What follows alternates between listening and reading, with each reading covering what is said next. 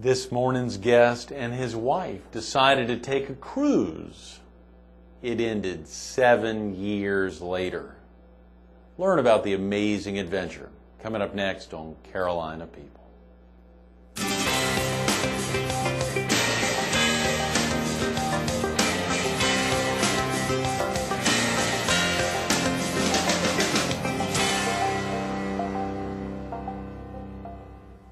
Good morning. Welcome to Carolina People. This morning we're in the conference room of the new offices of the Myrtle Beach Herald at 4806 Northgate Boulevard here in Myrtle Beach. We're focused on cruising the world, and we're visiting with an active contributor to the community, Doug Decker. Thank you. Good morning, Doug. Thanks so much for coming in early on a Tuesday morning with all these props.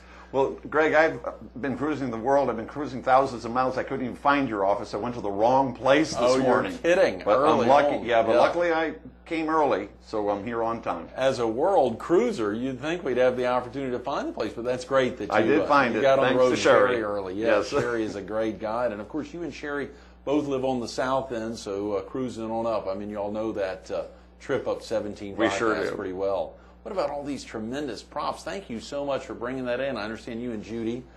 Yes, yeah, she said, well, do you need any props? And I said yes. And so we started talking about them, and she said she's going to give me a couple of them that if I broke them, I'm in big trouble. That's so right. You know the Tagua nuts over here, which we'll talk about in a minute. We'll get to those in a minute. Absolutely. How did you end up on the Strand, Doug?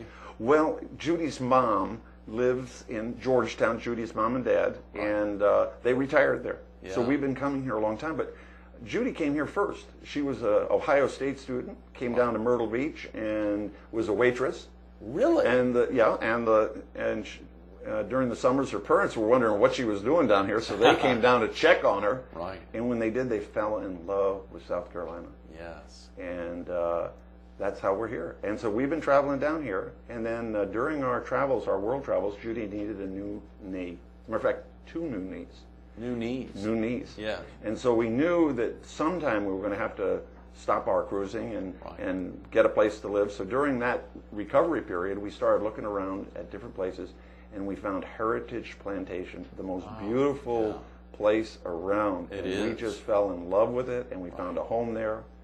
And close to your parents-in-law? They're yes, still they're in Georgetown? Georgetown, Yes. right. Her dad's passed away a few years ago. Sorry. So, but it's great because we have every Sunday's mother comes over, and we have that. My son has recently moved here to Litchfield, Jake. Yeah. And he's a pilot, and so he comes. We have every Sunday as a dedicated day for family, if not more, during the week. Wow, that's tremendous. That is tremendous. Everyone's made the Palmetto State home. And Yes, they have. And you and Judy have 3 other boys. 4. Judy has 2. One lives in Wisconsin. The other one is in Fort Myers. Right. And I have one in San Diego and one here. And Jake here. And yes, Jake here, yes. so I'm really lucky. That's tremendous. And San Diego is a great place that ties into much of what we're about to highlight Yeah, this it morning. is. That's where we started from. As we think about getting on a boat, and of course I was thrilled to see, I believe it's a Beneteau. Yes, a Beneteau. So a nice connection 375, here yes. to Marion County, Right. right up the street there. Exactly. And actually later this week we've got a guest in on Thursday, Bunny Beeson. Okay. The founder and president of Wildlife Action, a Yes. fascinating preservation location, 31 years headquartered there in Mullins, South Carolina. So a great week. I hope you'll tune in later Yes, this I week sure to will. catch Bunny.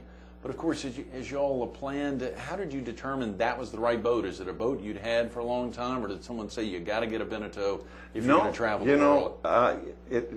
That's a good question because someone just said, well, why don't you take the boat you have and see if you like cruising? Because we hadn't determined that we were going to do what we've done. It started in kind of small steps. Right. And we met some people on the dock who were members of the 7 Sea Cruising Association, and they came over and said hello, and they saw we were a member, and we started talking to them, and we asked them where they had gone, and they said, well, they'd traveled around the world. And that's Buzzum Marine. And we looked at Buzzum Marine, and we said, later, God, if they can do it, maybe we can.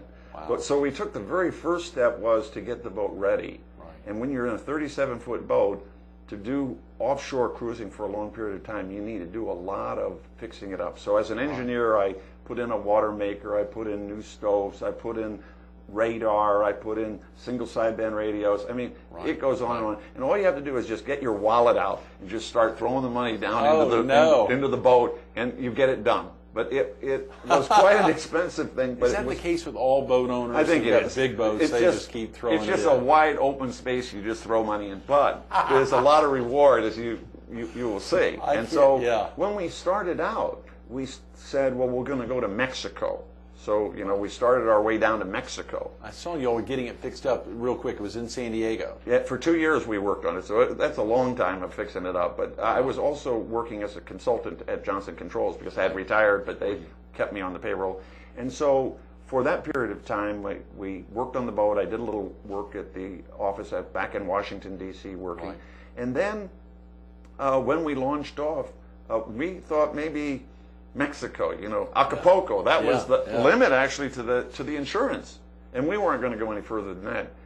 And then as we got going, it really got hot in Mexico, right? And we decided, God, we got to get a little further south, and so we kept moving and moved our way down the coast and went to Guatemala, and then to El Salvador, right? And then we worked our way to Costa Rica, right? And then we worked our way to the Panama Canal. Wow. And that was the start. And your wife had been a big boat lover? I mean, she loved the water, or did either of y'all have this tremendous love? Well, I started sailing on Lake Michigan while I was employed, and a friend of mine had a boat there, and actually ended up buying his boat, and then went and bought this boat. This was a brand new boat we bought in Chicago. Right. And so we never had the vision, but I am a pilot, and I've been an airplane pilot for a long time. So flying and sailing have a lot of, from a navigational standpoint, have a lot of similarities. And a lot of people that are pilots also are sailors. Is that right? Yes. Interesting. And do y'all have a name of the boat? Is the boat name? The boat's name's Limerence. Limerence. What is that? Well, a psychiatrist, psychologist put together a word, limerence, Limerence. If you look it up on the internet, you'll see that a boat's named after it. That's our boat. No. And it's the state of love, that when you meet your wife and your heart's pitter-pattering and, you can't sleep or you know how that sense goes, Right, yeah. Sometimes it lasts a week, sometimes a lot longer. For me, in my 25 years, I'm always in Limerence. So we named the boat Limerence, and it is a state of love, and we still love the boat. That's tremendous. Is the boat here with you all in Georgetown County? It's in Palm Beach Gardens, Florida. Okay, great. So we're going to use it from there and launch off and hopefully do some cruising out in the Bahamas. You planning not another worldwide cruise? No, just... that was enough. That's enough. After the 2 knees. Yes, but everything worked out well, and we're glad to be back here and be close to her mom. That is wonderful. Yeah, well, we've got some great props, and do you mind if we just get into some of these? Sure, let's do There's that. Probably a little story associated with each one. We've got this Mexico painted frog that viewers can probably see here. What's this? Well, the significance is that when we did our European travels, we don't see a lot of this kind of artifact. And this is from Jaco, Mexico. Jaco, Mexico. Yes, it is. And Judy had a lot of other things that she wanted me to buy.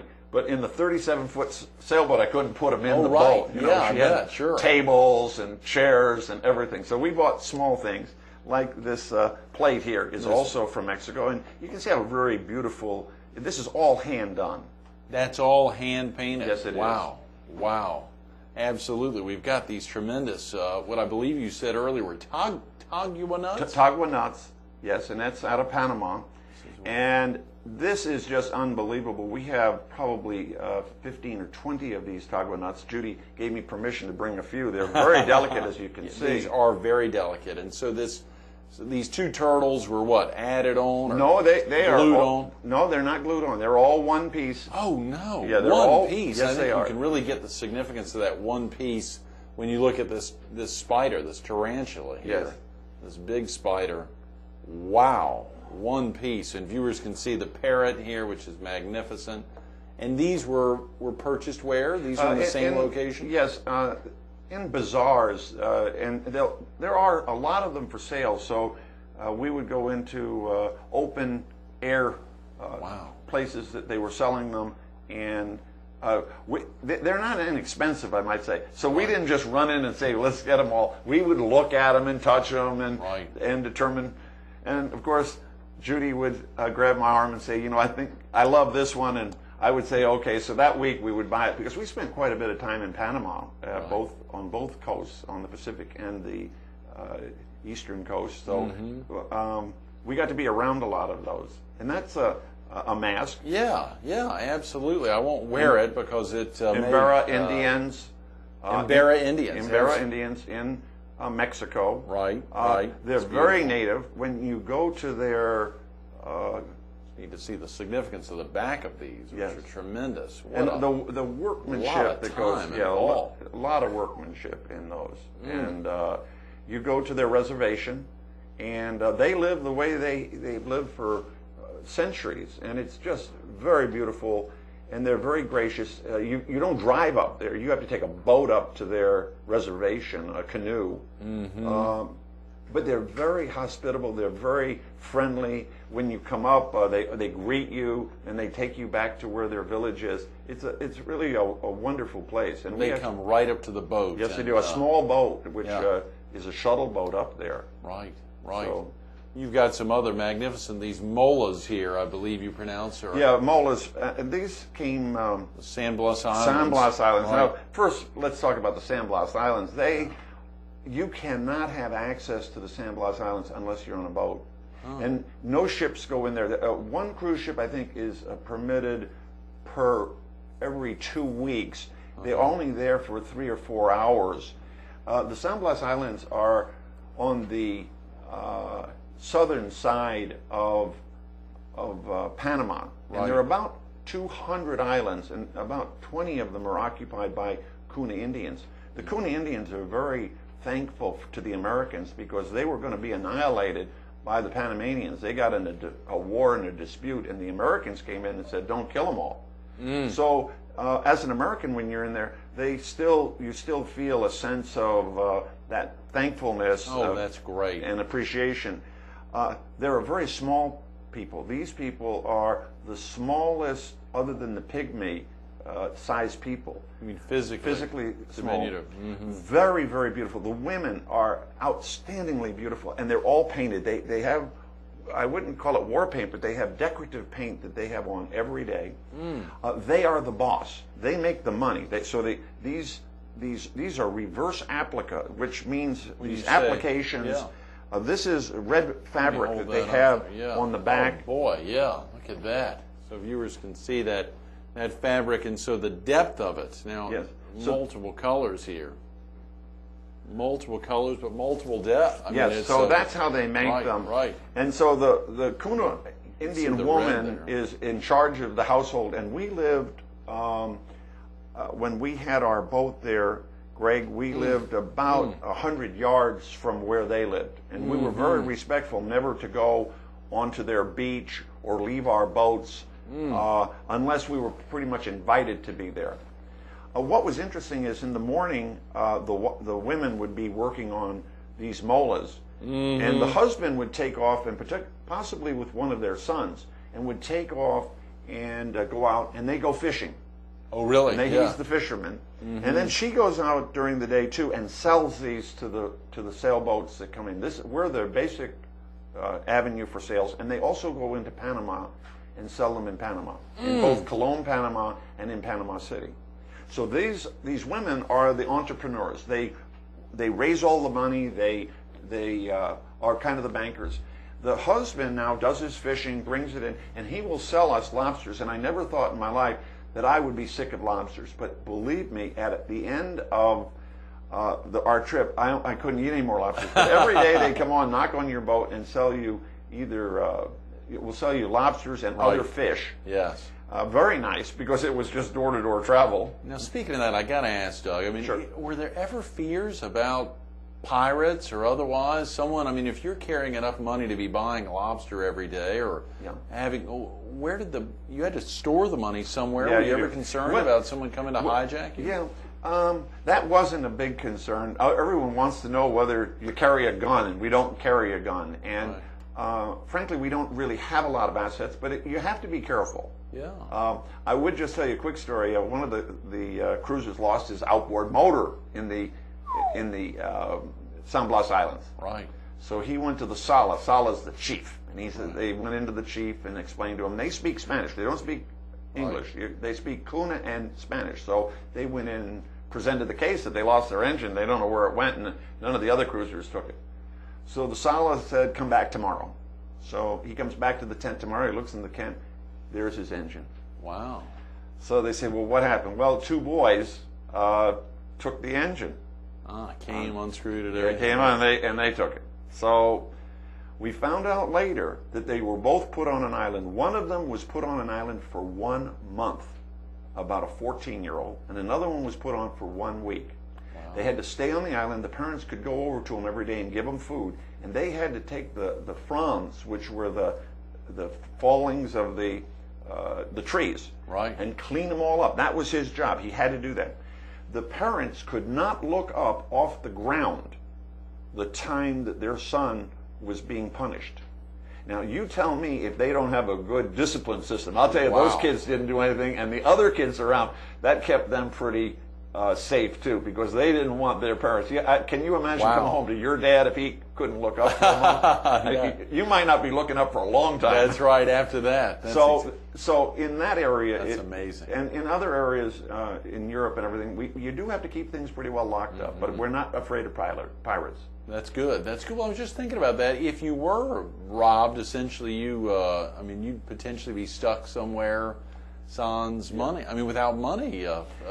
Credit cards seem to be the real thing that we use, so we don't carry very much money. And the women who would sell you these could take credit cards? No, they wouldn't. Oh, yeah. That's all. That was cash. This is all cash. Right, sure. Right. We've got one last great one. This Colombia natives, this basket here from Cartagena, Colombia. Cartagena, Colombia. That's now, right. Cartagena was an interesting place in terms of pirates. You didn't really have to worry too much up in Cartagena about pirates, but about every block or 100 feet, a person would have a machine gun. Oh, come on. No. In Colombia. Yeah, in Colombia. So wow. I don't know, we never had too many incidences, had a couple, but I'll tell you one, two of our cruisers was walking back and a gentleman, fairly well dressed, grabbed her purse and took off with it.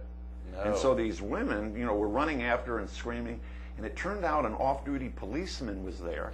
He took his gun out the back of it and hit him on the head, knocked him on the ground. The women ran up. They had just bought 2 bottles of tequila. They took the tequila, hit him over the head with the tequila, picked up their pocketbook, and the gendarmes picked him up and arrested him. Now, I wouldn't have wanted to be in the jail with him or in a jail in Colombia. And so you have those little petty incidences, but nothing very serious. So many fascinating stories. I'm sure over the course, you said 9 years, 7 years actually out world cruising. Yes, it was. And this is now. So you and Judy would be considered just a real strong tourist, or is there another way to look at what y'all did?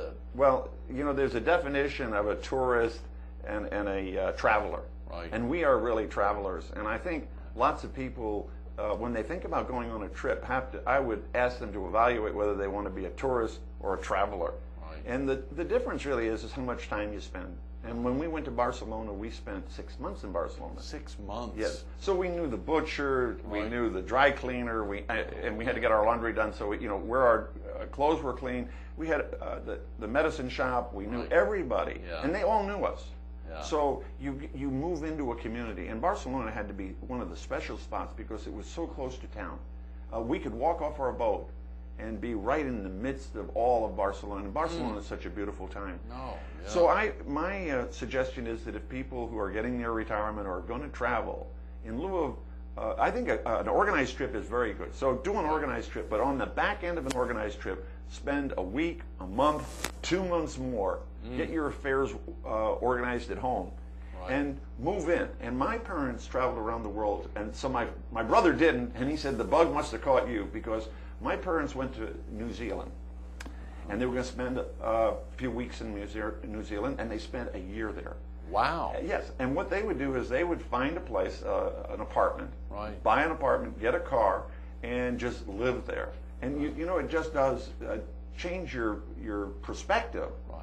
And the one nice thing I can tell you is that all the people that we have come into contact with are all friendly to Americans. And they're always kind of this anti-American. Everyone says, "Oh, the French are going to hate you." They didn't. They were very wonderful to us, and I think there was a great hospitality. I think in the cruising community too, cruisers from different countries were very friendly, and everyone helps one another. And mostly in this World Cruising community, all of the boaters, if you have any kind of a problem, whether it's a money problem or an engine problem or an electronics problem or a computer problem, we got the kind of the internal resources to work on that. How many other folks had, let's say, simultaneous to y'all traveling the world, were following, anyone following a similar route? There were about 200 and some odd, 250 people that were in about 100-mile radius, and we talk to each other every morning on the single sideband radio. So everyone checks in. Sure. We know where everyone is. Right.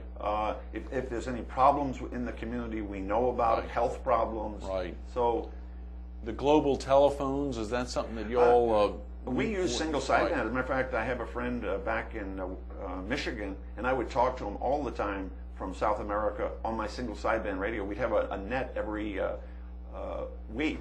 Right. And that we set a certain time, and we'd check into what they call the maritime net, and we'd connect up, and then we'd move over. And I might just tell you that that was Roy Longworth, and we were in El Salvador, and we'll get back to El Salvador just when they had an earthquake there, and all the cruisers pitched in to help during the earthquake reliefs. And so we were kind of assigned to a housing area, and so we built 13 houses. The cruisers did, yes. The 250 or so folk. No, this now is down to about 20 people. 20 cruisers. Doing 13 homes. Building 13 homes. Wow. And there were architects there and construction managers, and it was really a great thing. Well, I'm not too good in the construction side, and they lived up on the mountain rebuilding the homes, or not. And finally, it ended up they built new homes. They ended up on a plot of land. These people never had land. But the interesting thing is we needed a cement mixer.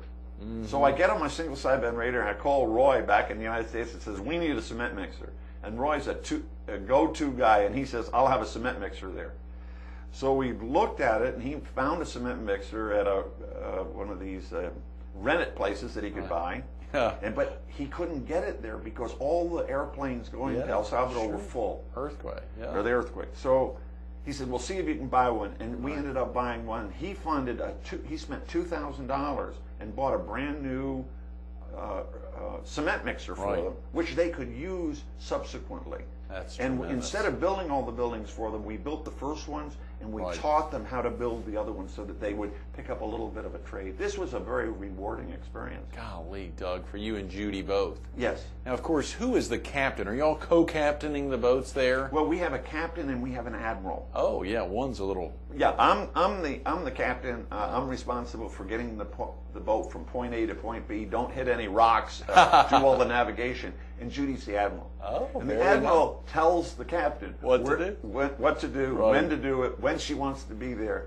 And she did a really marvelous job of doing a lot of research on where we're going to go and what the history is. And it is a teamwork effort, and she's really good at running the boat too, and not fearful of weather. And sometimes it does get a little bad, and but she's not a whiner. She just hangs right in there. She knows that there's nothing we can do about it. Yeah. We just have to get through it. And I guess that's the case for a lot of folks who become world travelers. There's really nothing you can do, for instance, about stuff. I mean, what if something bad happened back home? What do you do about that? Right. Oh, for us back home? Yeah, I mean, if something, let's say a loved one died. Well, you pull over, you get on an airplane, you fly home. So is that right? That's what we do. Yeah. And you'd have other people that would watch you and watch your boat. That's tremendous. So what a great community of and other... that did happen occasionally, and we'd have to take care of someone's boat, but it's not a big deal. And people think because you're sailing a lot that you're doing sailing. I'd say sailing is maybe 15%. The rest of the time you're in a port, and you're in with the people. So out in the water part, I'm less of a sailor and more of a traveler. And we use the boat as our home and move it around. And 37 foot is a pretty small space for either your marriage works or it doesn't. Right. Yes. Doug, the most meaningful aspect of the entire 7 years on the boat with your wife Judy there? Well, I think it's the meeting of people of different walks of life and finding this commonality that we all have. Everyone's the same, and that's cuts right through. If you have a problem and you go to someone, they'll help you. And we're always in need of help. As a matter of fact, you get to we were in Turkey, and I can't find someplace. And I have the address, and I show it to an innkeeper or a shopkeeper, and I show him the address. Do you know he stops everything He walks around. He grabs you by the arm. He opens up the door. He steps you out on the street. He shows you where the place is. Now, how many places in America does someone give that kind of attention to a foreigner? And I'll tell you, I'm a lot more sensitive when I see someone stumbling around with a map to go over and help them because they've been so helpful to us. That's tremendous. Doug, I'm sorry we've run out of time. Thanks so much for being with us this morning. Thanks for having me. Absolutely. Stay tuned to World Traveler. Doug Decker coming up next. Didn't you want to ask Doug, weren't you tired of vacationing all the time? Fortunately, I had a second off camera to ask him that, and he said there's a lot of work involved with being out there for 7 years and planning even for 2 years up to that. It was an amazing experience, once in a lifetime opportunity for he and Judy, and clearly the love of being a world traveler has set in very well. Doug, thanks again for being with us this morning. Thank you.